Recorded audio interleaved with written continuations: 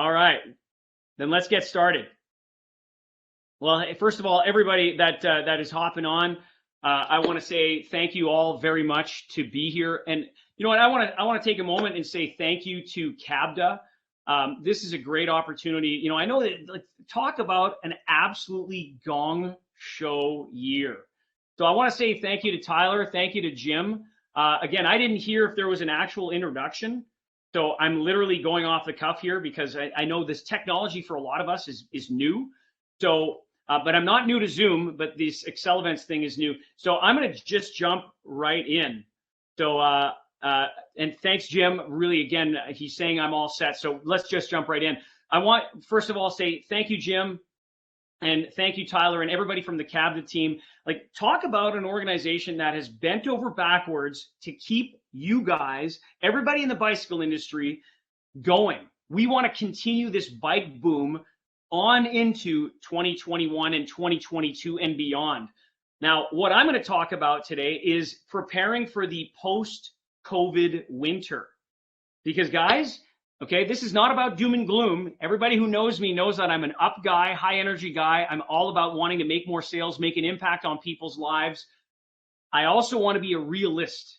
It's about being a realist and an optimist at the same time, because the IBD, right, the independent bicycle dealer, okay, you guys are so important, and it's critical for our communities, and it's critical for people that want to ride bicycle and be cyclists. And there's two differences there. But I want to get into this. I want to share my screen with you guys. I prepared a little something, and it is talking about the post-COVID winter. Now, what does that mean? Well, a post-COVID winter is when people actually get vaccinated. Like, what's going to happen? Because we couldn't predict what was going on. So I'm going to share with you guys my screen, and we're just going to jump right into this. All right, let me get this going here. There we go. So can everybody, I'm just going to ask real quick, can everybody see my PowerPoint presentation on screen? Just give me a thumbs up if you could see that in the chat. That would be great, and I'm going to move forward. Just give me a thumbs up, guys. Just tell me, yes, Joe, we can see it, and then I can move forward with this, because there's some really good stuff. I really want to help you guys handle this post-COVID winter. I will tell you that there is a 40-second delay. So sometimes I'm going to have to do a little bit of fill-in just to make sure that you guys hear what I'm saying, because it looks good. Excellent. Thank you, David. Yes, here we go. Okay, so this 40-second delay, let's move with it. So preparing for a post-COVID winter, once again, I want to thank CABDA and everybody affiliated with CABDA, all of the manufacturers and everybody who's put up a booth. That's great. Thank you very much, guys. So no one could have predicted this.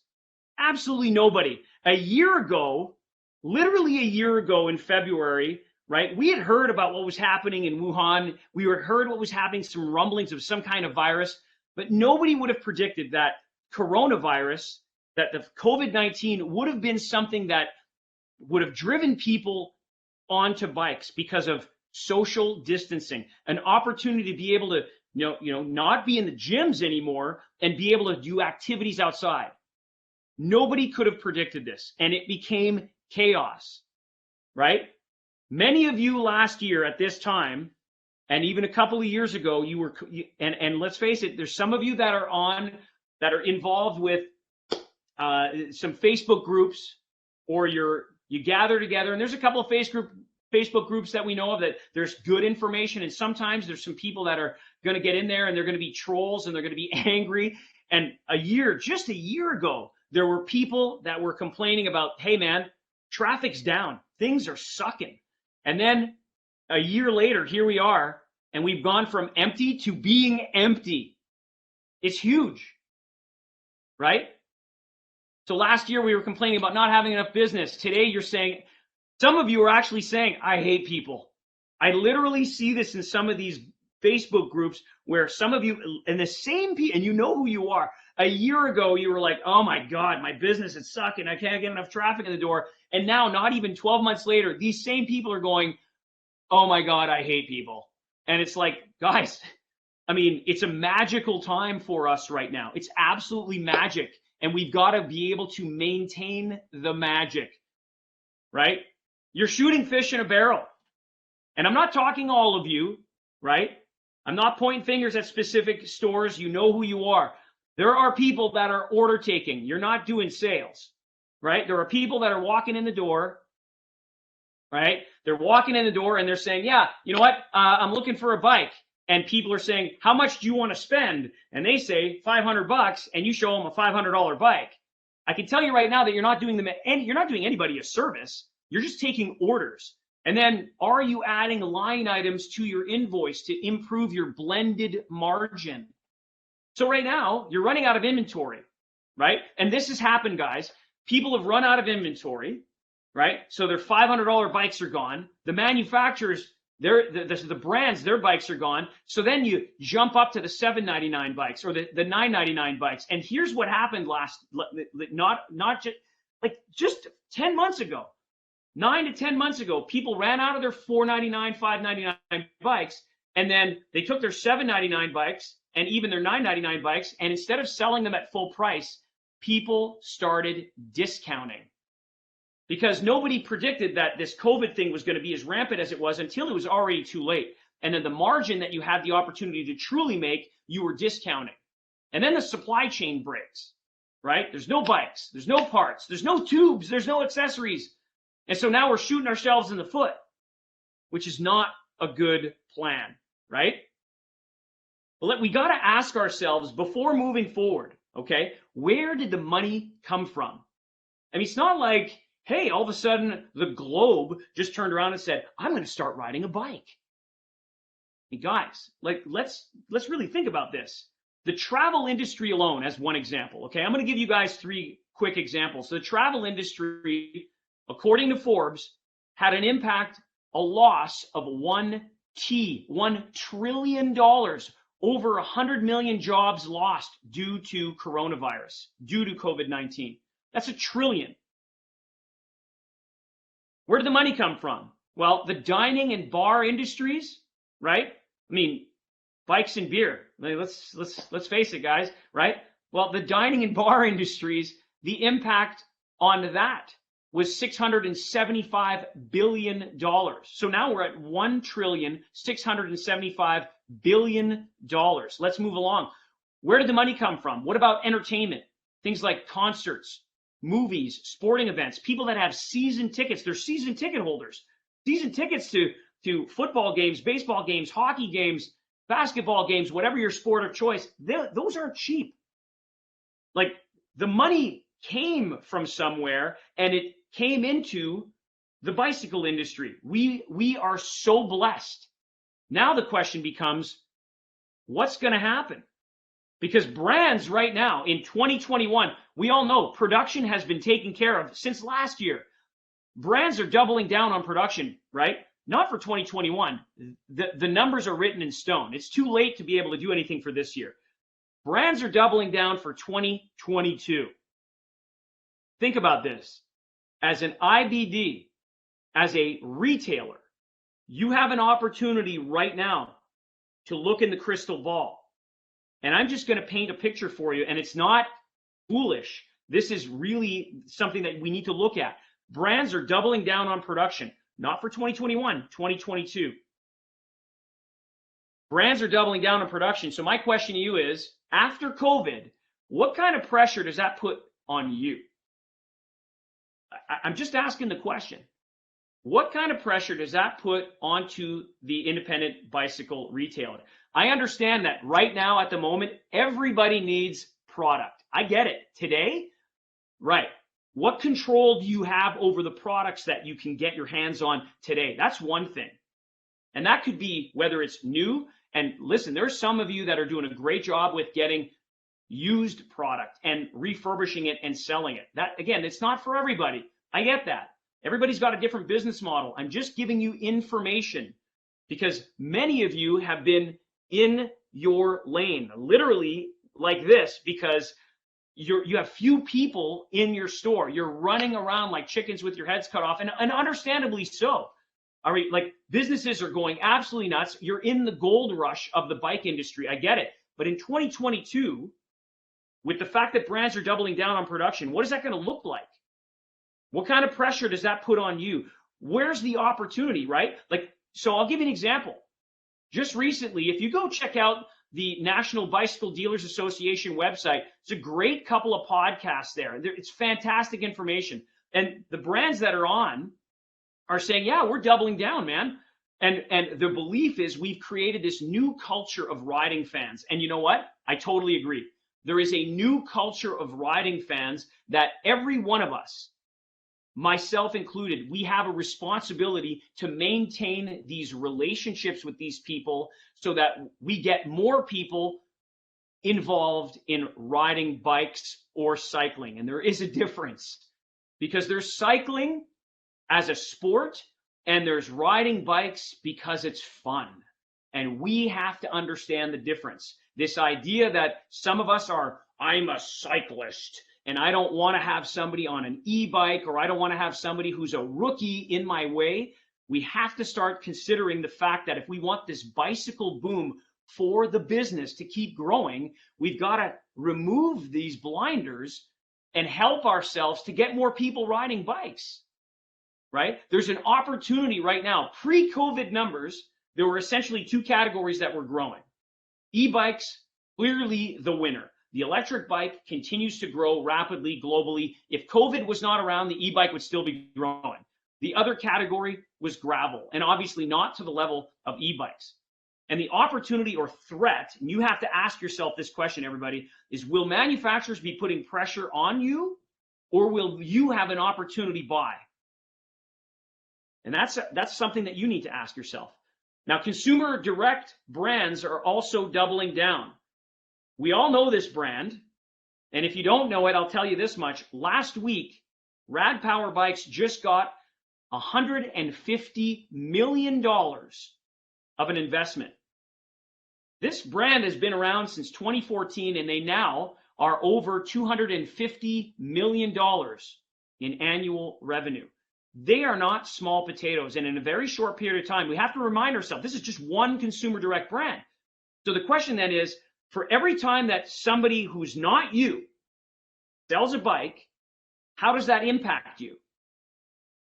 And there are ways to be able to sell your definitive differentiating value over a consumer direct brand. And we'll talk about that later. The question is, what happens after everyone gets vaccinated? We know that the vaccines are coming. We know that on a national level, whether you're in the United States, Canada, or in Europe, because I know there's people from Europe that are watching this right now, what happens when people get vaccinated? What do you think is going to happen? What happens when everybody gets vaccinated? Does everything just go right back to normal? I mean, the hope that people have is, yeah, they want to get back to bars and restaurants. They want to get back to going to see concerts. They want to get back on airplanes on a regular basis. They want to go to resorts. They want to go travel. I mean, I have countless clients in the electric bicycle industry, the regular bicycle industry, and outside of the bicycle industry. I do a lot of training outside of this ecosystem. They've told me that, hey, you know what? The power sports industry is an example. Guess what? These people have come in and they've bought products from us because they had to cancel their trip to Europe. They had to cancel their trip to South America or to Australia. What happens when people get vaccinated? Things are going to start to take off again. And you know what? It makes it difficult because we collectively as an industry are going to start competing for dollars. So what I want to make clear as a post-COVID winter is once someone is vaccinated and people start to reopen, and states, cities, states, countries, they start to reopen for travel, right? Concerts, sporting events, and all of this starts to come back. The money is going to start to flow in those directions. Now, I'm not saying that the money can't stay in the bike industry. I want it to stay here, guys. But we need to do a better job. We need to do something that's going to separate us from the online guys and separate us from the big box stores, because this is the independent bicycle retailer. You guys are the IBDs. You guys are the specialists. And order taking will not work in the near future. If the complaints that people had 12 to 14 months ago will be the same complaints if you continue down that path. So what happens after everybody's vaccinated? The buying experience is going to be where you're going to get success. You're going to make higher profit dollars, a lot more. Sales experience is the key factor in customer buying. The other question that you have to ask yourself is, what am I doing for following up? Am I building on my list now as I get this influx of traffic? Because if I'm not building on my list, right, the old story of your fortune's in your follow-up, but your gold, guys, the gold is in your list. And if, again, it's not about being salesy. There's a difference. As I speak to you now, I'm not looking to sell you. I'm imploring with you that you can be a trusted advisor. Play your A game. Be the authority in your space, right? Be the advisor in your space. That's your A game. And following up, that requires being assertive in your space and appreciative in your space. If you're not doing these A game tactics, then you're order taking. And you're cutting yourself short. And honestly, you're gonna give your customers a reason to go even on Amazon.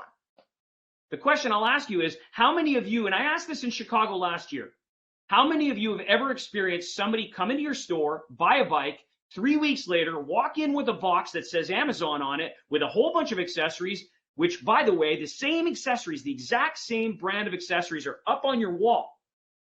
And how many of you have ever experienced that? And last year at the Keynote in Chicago, almost everybody raised their hand and they said, yeah, that's happened to me. And this is where I pissed people off. I said, guess what? It's not the customer's fault. That's your fault. And I'm not here to tick people off. I'm here to send a message that your sales experience and the experience that you provide with your customer is an opportunity. There's an opportunity not to be salesy, because the mindset has to change. It's that, hey, you know what, Mr. and Mrs. Prospect, Mr. and Mrs. Customer, you just said yes to the bike. You're going to need a pump. Not, do you want a pump? You're going to need a helmet. It's not, do you want a helmet? Like, you got one brain. You got one brain bucket here. Like, you got to make this work. Are you following up with these people? Because I don't want them going online. I want them buying from the local community store. Again, brands are doubling down. You know what the other opportunity is? Holding your service margin. If you're going to talk about what my differentiating value is as an independent bike dealer, as a local community store, it's service. Now, I'm not going to be holding people for ransom. However, you do have an opportunity to be able to increase your service margin and hold it, because that is your differentiating difference. That is the value that you have. What's another value that you have? Community. Community. These are things that are intangibles. And yet, if you don't know how to speak to the intangibles and you just go spec versus spec, and I've got Magura brakes and they got Magura brakes, right? I've got this Campagnolo and they've got Campagnolo, and you're just going to go spec versus spec. Guess what? It's a race to the bottom. It comes down to price. If you get to talk about what your differentiating value is, your impact on the community, the impact on the lives of others, and there's a way to be able to do this that is not salesy and it's fun and you get to make more money. Like, this is the thing. It's not just money, it's the impact. People will want to pay you for this because people don't want to be sold. They want to choose to buy. But if it comes down to price, this industry, as we know it, everyone on this call, everyone on this forum at CABDA, it's a different game that we're playing. So what's your priority? You as an independent bicycle dealer, as a retailer, what's your priority? Is it the brand on your store, or is it the brands that you carry? And I can't answer that question. I'm just asking the question. Are you in control of your business, or somebody else? Is somebody else putting you under their thumb saying, you got to carry these? Because you do have choices that you can make. Absolutely. And there's opportunity in all of this. I know it sounds scary. It's not meant to be. There's opportunity here. And the time for you to act is right now. Because the fact of the matter is, everybody, and I've been talking to a lot of clients who I'm doing training with, they're making more money than they ever have. You guys are making more money than you ever have. I've got people that I'm doing consulting with. 35 years in the business, and their numbers are like, Joe, it's insane. We're crushing it. And then when we dig deep, we start to find out that, yeah, and you know what? You're also losing more money than you ever have too. And most of you just don't know it because of the order taking factor or because you're not following up. I'll give you an example. In my experience, okay, and I've only been in the bicycle industry for 12 years. I've been at it for 12 years, but in the 12 years, I've been lucky enough to visit over 1,100 bike shops. And I measure my metrics. And when I say I measure my metrics, if you can see my screen, I have a counter. I measure my metrics. I'm diligent on metrics counting. After 1,100 bike shops visited, I could honestly write a book that says your follow-up sucks. Right? Most stores don't follow up. And it's incredible because there are stores, there's some of you that are watching this right now that you sell bikes that sell for $3,000, $4,000, $5,000, $10,000, $16,000, and you don't even follow up with anybody. It boggles my mind. Right? And follow-up is not a question of being pushy. It's about enthusiasm, the belief that what we have is of value to these people. So what's your follow-up like? And are you measuring your metrics? Peter Drucker, the famed GM consultant, would say, if you measure it, you can grow it. What are your first visit sales? Are you doing name capture? What are your Bob numbers? Now people go, Joe, what's a Bob? Bob is butts on bikes. Are you counting how many people are getting on butts on bikes? Are you what are your marketing metrics? Hey folks, how did you hear about us? Well, I saw you online. I saw you online. Like, guys, that's so vague. You got to measure the metric. Where online? Where specifically? And if they say, well, it's Facebook, mark it down. If you started doing a newspaper ad and then for 2 months, you never heard, how did you hear about us? You never heard newspaper. Well, success leaves clues. You know very well you ain't going to advertise in that newspaper ever again, right? And then are you doing sales sparring? Because I'm a believer that sales training, traditional sales training, it doesn't work. You got to do sales sparring, right? Because remember, people don't want to be sold. They want to choose to buy. And you've got to hone your skills like a samurai sword. You got to keep it sharp. Now, I mentioned Heather Mason here at the NBDA. Heather and I have already connected. And Heather, I know that tomorrow you have a panel. Guys, everybody that's watching, go watch that. Heather, she just started officially 2 days ago as the president of the NBDA. And go to the website, become a member. Don't tell me you can't afford it, because that's like, come on. You're making more money than you ever have right now, and there are resources there for you. This industry needs to band together. And again, thumbs up to CABDA. The PBMA, right? And I'm not like, these people are friends, okay? Like, I want professional bicycle mechanics to have opportunities. And right now, obviously, for the mechanics, it's like, hey, the world's my oyster because everybody needs me right now. I want us to be able to continue to create more mechanics so that we can create more definitive differentiating value for us in the industry. So again, I'm saying that you can't afford not to start putting money, resources into your people. Because you've got 3 choices. In your business, you've got 3 choices. You can either automate, delegate, or eliminate. I'm talking specifically to the owners and managers of the business. You can automate, delegate, or eliminate, because every one of us that's listening to this, and myself included, we all share something here, and that's 168 hours a week. And Peter Drucker warned it. He said, the greatest danger in times of turbulence is not the turbulence. It is to act with yesterday's logic. I implore you guys, do not be thinking like we were a year ago after people get vaccinated, because it ain't going to work. History has proven to us that there were only a couple of categories that were working.